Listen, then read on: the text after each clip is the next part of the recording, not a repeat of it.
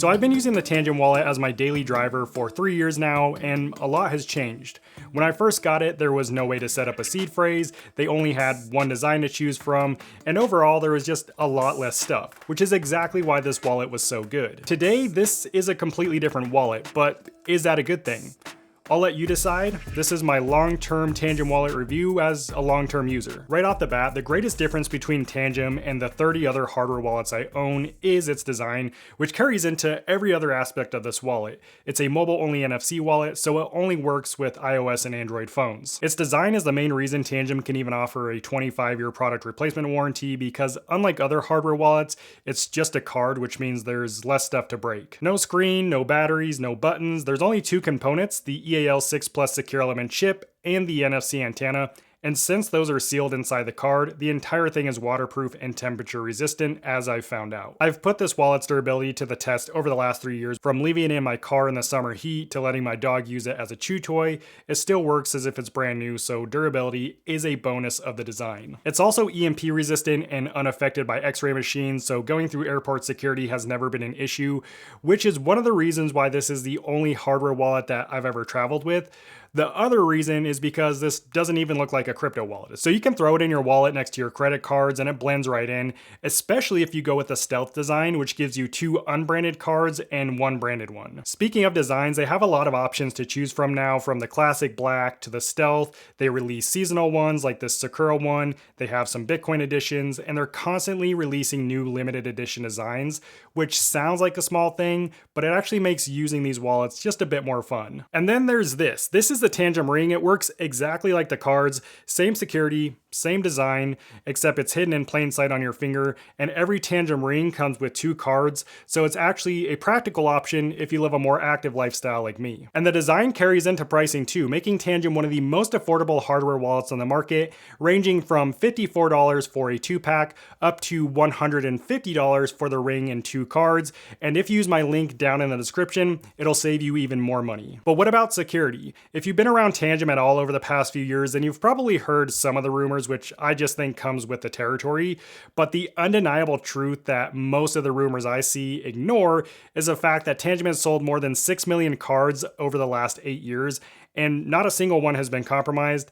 That's actual data, not just theory. And yet most of the criticism I see online is based on theoretical risks, which is fine, but if you're going to judge one wallet that way, then you need to apply that same standard for every wallet, which almost nobody does. So let's look at some more facts, because that's how I like to review wallets. They use the highest rated EAL certified chip, which is EAL6 Plus, which is the highest level of security you'll find in any hardware wallet. Specifically, their chip is designed by Samsung. Tangem also uses an access code instead of a traditional PIN like most hardware wallets. This is a password you create during the setup process that prevents someone from picking up your card and using it. So even if someone does find your card, they can't do anything with it unless they also know your unique access code. And the reason I point this out is because PIN codes are limited to the number of combinations you can create, whereas an access code, which uses letters, numbers, and symbols, you can create a completely and truly random password that's virtually impossible to guess. They've also completed 3 third-party security audits since 2018, Kadelsky Security being the first one, followed by RiskCure in 2023, and the most recent one this year by Cure53, and these audits check for things like vulnerabilities and backdoors. Tangem also rolled out their bug bounty program in 2025. This is the same thing that all the big tech companies like Apple use.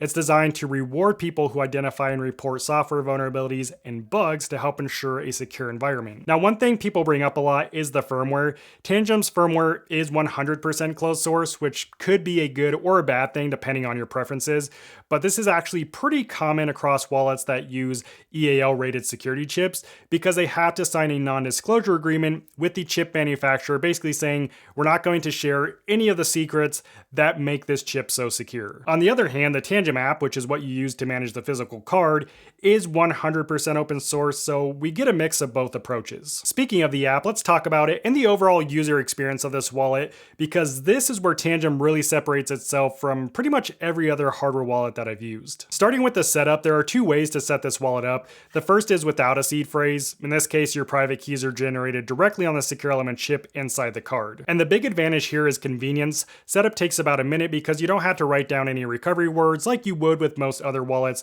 but the trade-off is also important to know. If you choose the seedless setup option, you are fully reliant on your cards because the keys are stored only on the cards and you don't actually know them, which means if you were to lose all of your cards, you would lose access to your crypto. But that's why they also give you the second option, which is setting up your Tangem wallet with a traditional 12 or 24 word seed phrase. With this method, the seed phrase is generated locally in the app so you can write it down, then it gets transferred to each card, and then completely erased from the app all before the setup process is complete. This is my preferred setup method. I mean, sure, it may take a couple minutes longer because you have to carefully write down each word, but that way, if you lose all your cards, you still have your seed phrase that you rely on, and you can just import your seed phrase into a brand new wallet. It doesn't even have to be Tangem and regain access to your crypto. Something else unique to Tangem is there are no firmware updates. With most other hardware wallets, it's recommended you update the firmware at least every 3 months to ensure that it continues to work properly. However, with Tangem, the only thing you ever have to update is the app on your phone, which you can set your phone to do automatically if you want. But what about using this wallet on a day-to-day basis to manage your crypto? Well, I actually had a realization while taking notes for this review, and that is I use this wallet more than any other hardware wallet I own, and I think it's for one very specific reason. Actually, two reasons. One, it's convenient. Two, I actually enjoy using it. Its convenience is really thanks to the app, which is one of my favorite things about this wallet, and every hardware wallet uses an app. But Tangem is leaning into this idea of becoming a true all-in-one crypto app where you can do everything in one app while taking advantage of the security of your hardware wallet. And I really think every hardware wallet brand should be leaning into this more, and they are. But what does that actually look like? Well, for example, if you've never bought crypto before, you can start buying it directly in the app. You can also sell your crypto and send it straight to your bank account from the app, and that's kind of the point. Rather than making you use a bunch of different platforms, Tangem brings everything into one app. So you can buy, sell, trade, stake, and even earn rewards on stablecoins without jumping between multiple apps or websites. Personally, I still find myself buying and selling crypto on my preferred crypto exchange rather than using the Tangem app, really because the crypto exchanges have the better rates compared to the third parties that Tangem have partnered with to offer some of these features. However, I have found that swapping crypto in the Tangem app is comparable to using my preferred exchange, so that's a bonus.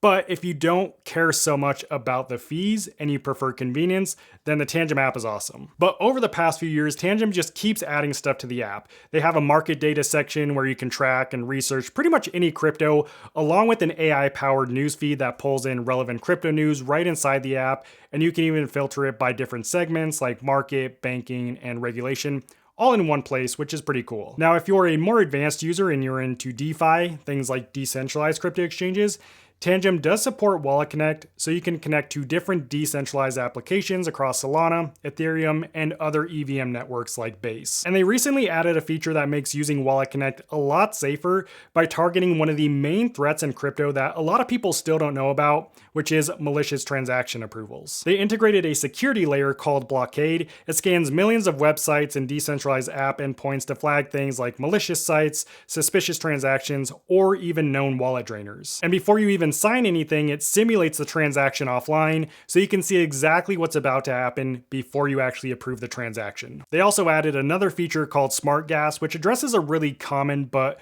annoying problem that a lot of people face in crypto. Normally, if you have something like USDT on the Ethereum network in your wallet and you want to send that USDT to another wallet or back to the crypto exchange, you would need ETH in your wallet to pay for the gas fee or the transaction fee because it's on that network. What Smart Gas does is it allows you to pay the gas fee in whatever token you have. So you don't need ETH to pay for the transaction fee, you can just use the USDT you have. So that's most of its features, but there's still one part of this whole equation missing that's keeping it from being a true all-in-one crypto app. We can buy crypto, we can sell it, we can even earn more crypto with it, but what about actually using it to buy products in the real world? One of the most common questions I get about this wallet is, can I use it to buy things in stores? And for a long time, the answer was no. But now, their answer is a little different. Tangem has been teasing their Visa card called Tangem Pay for years, and today, it's finally available. Sort of. So Tangem Pay is actually one of the first self-custodial debit cards, so you can actually spend your crypto at over 90 million Visa terminals around the world. Also, anywhere Apple and Google Pay are accepted, you can use it. And self-custodial means your crypto isn't held by Visa or by a bank, it's still held in your wallet that only you control. And just to be clear, Tangem Pay is completely separate from your Tangem hardware wallet. You do need a Tangem hardware wallet to use Tangem Pay, but Tangem Pay is a virtual card inside the app, or later they'll release a physical Visa card that is separate from your wallet. So it doesn't sacrifice your hardware wallet security, it's its own separate wallet that lives inside the app. They already did a soft launch in certain countries, so people are already using Tangem Pay to buy everyday items like gas, groceries, and coffee. But there are some limitations with Tangem Pay. First is availability. Like I said, they did a soft launch, so it's available in the US and Latin America and a couple other countries.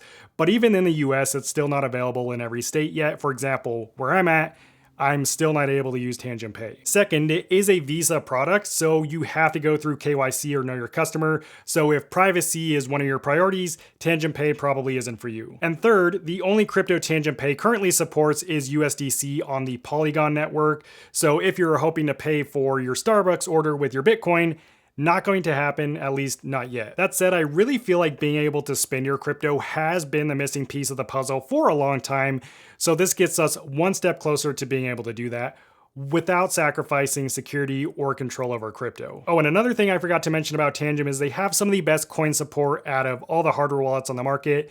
Currently, they support over 87 different blockchain networks and tens of thousands of cryptocurrencies. Of course, no review is thorough without also talking about the downsides, which could be a deal breaker for some of you. Arguably, the biggest downside that I've heard from a lot of users is its lack of multiple receiving addresses.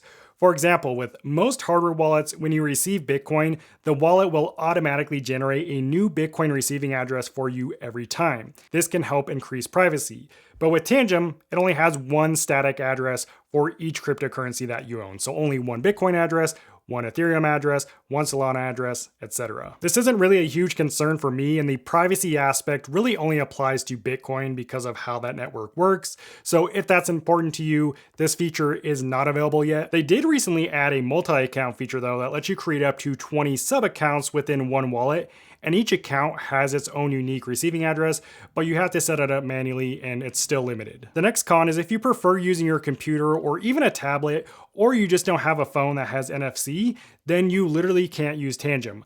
I know some people who are against using phones for anything crypto related, so if that's you, Tangem's definitely not for you. And the last downside, which may be a little controversial, is all its features. Now, hear me out. When I got my first Tangem wallet, the app was extremely simple to use. It was almost too simple. But that's exactly what made it such a good wallet. Now that it's more of an all-in-one app, it has gotten a bit more complex to use. That's not to say that it's hard to use, it's just if you've never used a hardware wallet before, then the app might have some features that you don't know exactly what they do until you mess around and learn how they work. But that's also one of the main things that keeps me coming back. Tangem has done a good job of giving users the options and letting us decide how we want to use our wallet. It was actually our community and all the voices on this channel that encouraged Tangem to add a seed phrase option, and from that, the 2.0 card was born, which is the only wallet they offer now. Now you might be wondering, is this the right wallet for you? It depends. This is a wallet you'd get if you care less about having a premium device with its own screen and care more about an all-in-one crypto app, proven security, and something that's just enjoyable to use on a day-to-day basis. And if you're wondering how hard this is to set up and use, I walk you through the whole process step by step in this next video. I'll see you over there. God bless.